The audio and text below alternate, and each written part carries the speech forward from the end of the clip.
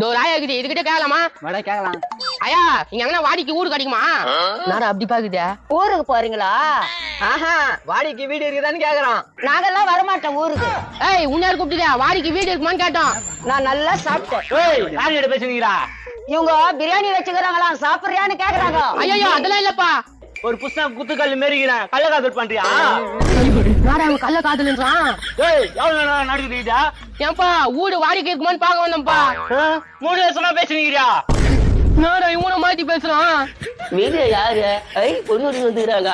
அது தெளிவாகிற அவங்க கிட்ட கேளு. ஏன்பா நாங்க வெளிய ஊரு இங்க எங்கன்னா வீடு வாடி கிடைக்குமா? பொண்ணுக்கு ஓகேனா எனக்கு ஓகே. டேய் இவனடா பேசுறான். வீட்டுக்கு வந்தவங்க வெளிய நிக்க வச்சு பேசிக்கிறீங்க. நான் வணங்கண்ணா. அண்ணா நாங்க ஊருக்கு புதுசு இங்க எங்கன்னா வீடு வாடி கிடைக்குமா? மாசம் மாசம் கட்டிடுறேன், ஒரு 20,000 சேர்த்து கொடுங்க. 20,000மா? இவனடா பேசுறான். அவ்வளவுப்படாதீங்க, வட்டி கரெக்டா கொடுத்துருவேன். வந்தோம் ஒரு குடும்பத்துக்கா ஒரு சேவத்து குடும்பம் வாழ வாடியில இந்த ஊரே வானா.